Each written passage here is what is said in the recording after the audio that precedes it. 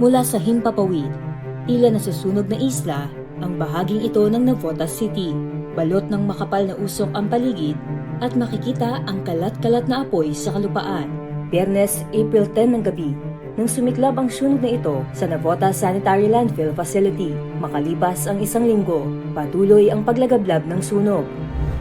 Gaano nga ba kadelikado ang usok mula sa nasusunog na Navotas Landfill? Inuubo, sumasakit ang ulo at hinihika. Ilan lang ito sa mga nararanasan ng mga residente dahil sa nasusunog na Navotas Landfill. Matagal na hindi ako hinihika kasi dahil sa usok, nag-trigger po yung aking hika. Masakit sa dibdib, sir, yung usok kasi parang hindi ka na makahinga yung baho ng amoy. Bukod kasi sa mga residente sa lugar na pangunahing apektado ng insidente, kumalat na ang usok hanggang sa kalapit nitong lugar sa Metro Manila.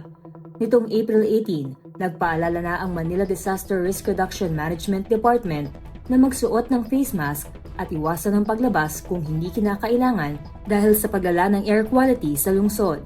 Ang mapanganib na usok, umabot na rin hanggang sa Bataan ayon sa satellite data ng Philippine Space Agency o PhilSA.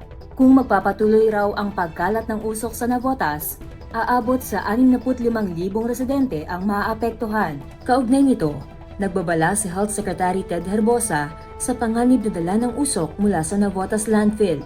May laman kasing toxic gases ang usok ng mga nasunog na basura na lubhang nakaaapekto sa kalidad ng hangin sa mga lugar kung saan ito patuloy na kumakalat. Nito lang April 11, nakapagtala ng mataas na antas ng nitrogen dioxide sa himpapawid ng Navotas ayon sa datos ng PhilSA. Lubhang delikado na malanghap ng mga tao ang hangin na may mataas na concentration ng nitrogen dioxide dahil posible nitong ma-irritate ang human respiratory system.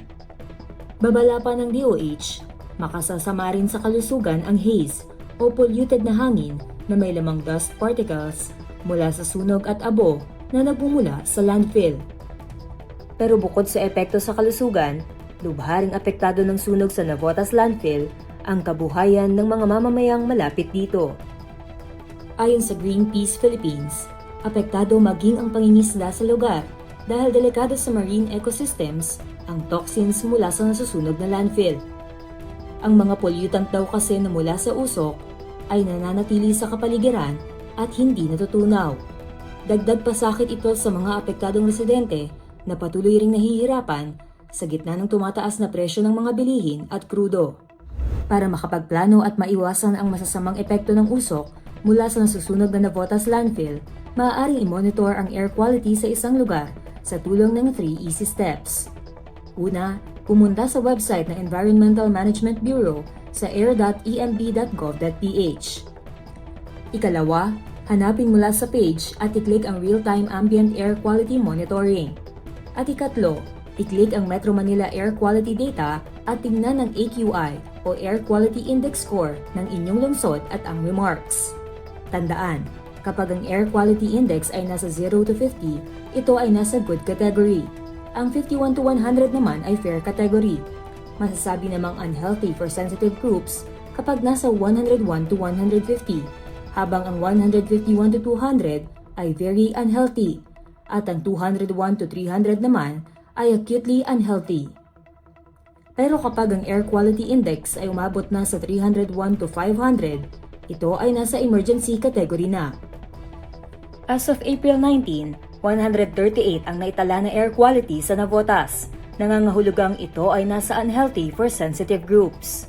Ayon sa Environmental Management Bureau National Capital Region, walang restriction at hindi kailangan magsuot ng face mask kapag good at fair ang air quality sa isang lugar. Kapag naman unhealthy for sensitive groups, pinapayuhan ang mga may respiratory disease na magsuot ng face mask at limitahan ang paglabas ng bahay. Kapag very unhealthy, pinapayuhan ang publiko na iwasan ang paglabas at umiwas sa matinding traffic areas. Sa acutely unhealthy, dapat iwasan ang paglabas ng bahay at pagbiyahe kung hindi kinakailangan. Kapag emergency naman, kailangang manatili sa loob ng bahay at ipinagbabawal ang paggamit ng mga sasakyan. Patuloy pang inaalam ng mga otoridad ang sanhi ng sunog sa Navotas Landfill. Pero ayon sa mga ulat, may eyewitness umanong nakakita na nagsimula sa gitnang bahagi ng landfill ang apoy. Samantala, Maaari namang maharap sa criminal, administrative at civil charges ang dating operator ng landfill na Philippine Ecology Systems Corporation o PhilEco.